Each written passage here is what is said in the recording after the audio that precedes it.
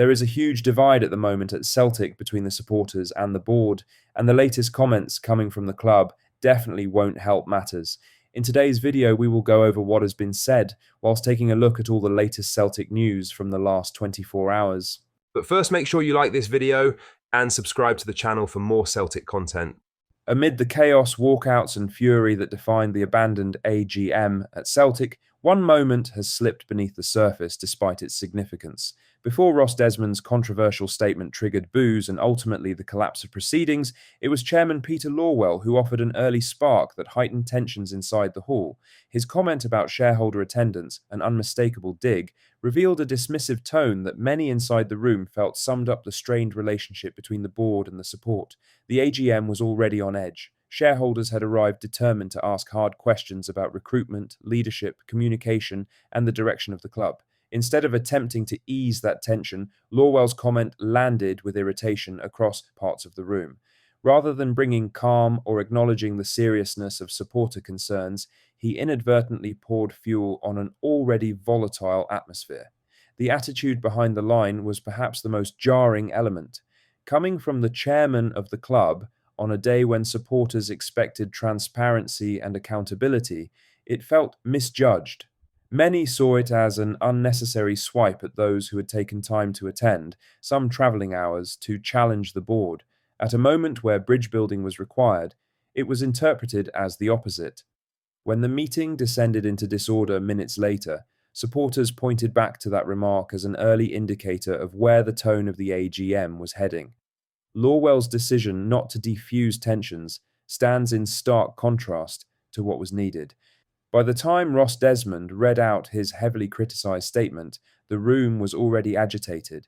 When the boos followed and the AGM fell apart completely, shareholders left with the feeling that the leadership had neither the willingness nor the interest to engage constructively. He said, "Some don't usually attend the AGM." The simplicity of the line does not diminish its impact. To supporters, it sounded like a dismissal, a suggestion that those raising objections were outsiders or irregular contributors rather than committed, invested stakeholders. The reaction inside the room reflected that. Instead of reassuring fans that their concerns would be heard, it risked implying that their presence itself was a problem. In the context of a season defined by poor communication and frustration at the board's approach, the comment underlined exactly why trust has eroded. In the aftermath, shareholders described the remark as unnecessary and indicative of a wider cultural issue at the club. With tensions already high, the chairman's responsibility should have been to encourage openness and coax dialogue out of a fractious moment. Instead, the tone was defensive, even condescending. It set the stage for Ross Desmond's statement to land even more badly, and by the time the room erupted, the damage had already been done. As supporters headed for the exits, some walking out in protest before the final adjournment, the sense of disconnect grew sharper. Lawwell's comment was just one line, but it distilled a broader problem: the board's attitude towards its own shareholders. These are the people who financially underpin the club, invest emotionally in it, and expect to be treated with respect. The AGM offered the perfect opportunity to demonstrate that their voices mattered. Instead, it offered the opposite.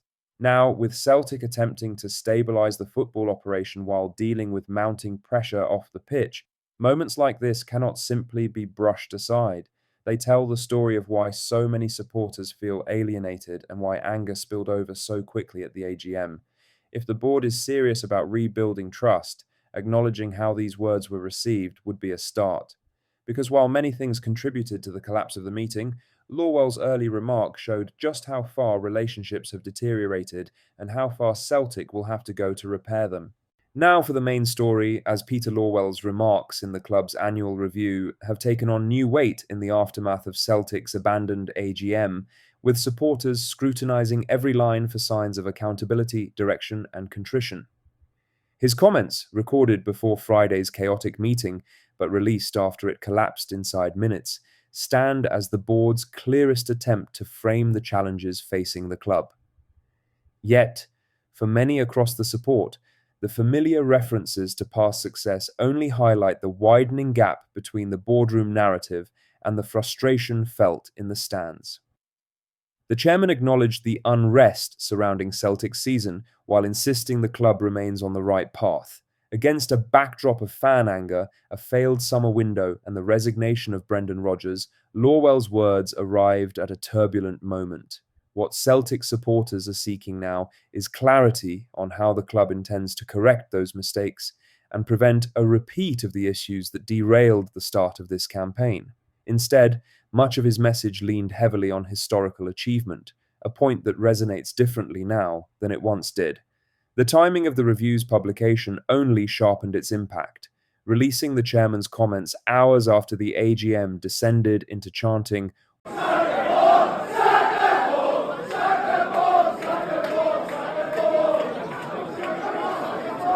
walkouts and an early adjournment has created a sense of disconnection between board and support.